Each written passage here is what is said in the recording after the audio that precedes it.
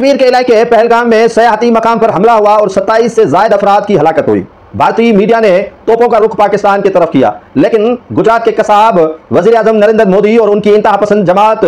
को देखा तक नहीं। ये जो वाकया हुआ बलगाम का, उसमें हकायक जो सामने आई हैं उनमें और भारतीय मीडिया का जो झूठ है वो मुतजाद है। एक बड़ी उसमें जो है वो तजाद ये है कि भारतीय मीडिया और भारतीय जो वहां की हुकूमत है ये दावा कर रही है कि जो हमलावर आए थे उन्होंने पूछा था कि आप किस मजहब से ताल्लुक रखते हैं। जब वो उन्होंने बताया कि हम हिंदू हैं तो फिर उन्हें चुन चुन कर जो है वो कत्ल किया गया। एक खातून जो नेवी के कैप्टन की बीवी बताई जा रही थी, इस वजह से उसको छोड़ा गया क्योंकि उन्हें कहा गया कि आप नरेंद्र मोदी को बताएं कि हम आए थे। अब ये झूठ जो मीडिया पर हुकूमत और वहां के जो सहाफी हैं बोल रहे थे वो आया हुआ है। झूठ कैसे आया हुआ है ये मैं आपको बताता हूं। हमलावर जब शनाख्त करके हला कर रहे थे तो इस वाक़े के दौरान सैयद आदिल हुसैन शाह भी कत्ल हुआ। सैयद आदिल हुसैन शाह को क्यों नहीं छोड़ा गया? जब बकौल आपके कि इसमें जमात दावा शामिल थी, उनके जो है वो वाक़या करने वाले दहशतगर्द थे या वो हमलावर थे, तो उन्होंने एक शनाख्त के बाद एक मुस्लिम जो है वो शख्स को कैसे कत्ल किया? जब कत्ल करने वाले अपनी निशानियां ये छोड़कर गए कि पश्तून बोल रहे थे, जब सारे सया उन्होंने 27 से 28 कत्ल किए, तो फिर ये जबान और लैंग्वेज किसने सुनी? ये तो मालूम आप ही को होना चाहिए या करना चाहिए कि जो वाकया हुआ है उसमें सारे झूठ का जो है वो सहारा लिया गया है भारतीय मीडिया और वहां भारतीय हुक्मरानों की जानिब से। जब भी कोई भारत में वाकया होता है या कश्मीर के अंदर वाकयात होता है तो यकीनन उसका जो है वो इल्जाम या मुर्द इल्जाम पाकिस्तान को ठहराया जाता है, लेकिन ये नहीं सोचा जाता कि 60 तारीखें भारत में जो चल रही हैं, जो पाकिस्तान के अंदर कुलभूषण यादव या जो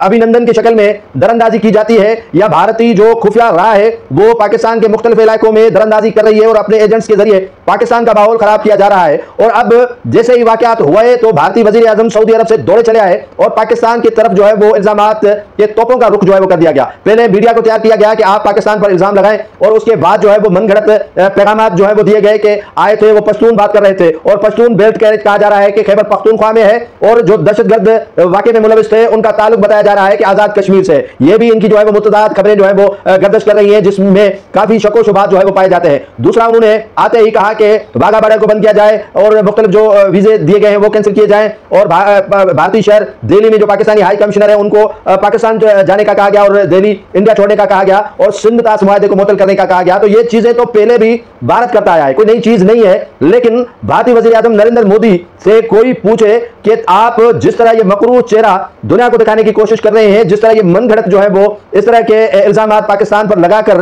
मकबूल होने की कोशिश कर रहे हैं, ये मकरूज चेहरे दुनिया आपका देख चुकी है। आप जो है वो सिख तहरीक को सबोताश करने के लिए कत्ल आम करवाया और सिख रहनुमाओं को न सिर्फ भारत में कत्ल करवाया बल्कि भारत से आगे दूसरे ममालिक जैसे कनाडा हुआ, बर्तानिया हुआ और दूसरे जितने भी ममालिक है वहां तक रसाई करवा कर आपने जो है वो उन्हें कत्ल करवाया। तो भारतीय आवाम को भी जानकारी है और भारत के जो है वो वहां रहने वाले उन रोशन ख्याल लोगों को भी पता है कि भारत के वजीर आजम नरेंद्र मोदी, जिसका नाम नरेंद्र मोदी कसाब है, वो क्या क्या करवाना चाहता है इक़्तिदार को तूल देने के लिए। और न सिर्फ कश्मीर के अंदर जो है वो 12 लाख से जायद जो है वो भारतीय फौजियों को तैनात किया गया है। इतनी पिकेटें कायम की गई हैं, इतनी चौकियां कायम की गई हैं कि हर एक कश्मीरी के घर पर जो है वो पिकेट और पुलिस तैनात की गई है, भारतीय फौजी तो वहां पर तैनात किए गए हैं। तो ये ऐसे वाकयात नमूदार हो जाना और वहां से वो हमलावर का फरार हो जाना और उनके ताने बाने पाकिस्तान से जोड़ जाना और वहां जो तहरीक 60 से ज्यादा चल रही है उनको सबूताज करने की कोशिश करना और सिंध ताश मुआहदा पहले से ही 19 बार जो है वो भारत इजलास बुलाकर खत्म करने की धमकियां पहले ही दे चुका है। ये तो उनके हाथ में बहाना लग गया है और बहाने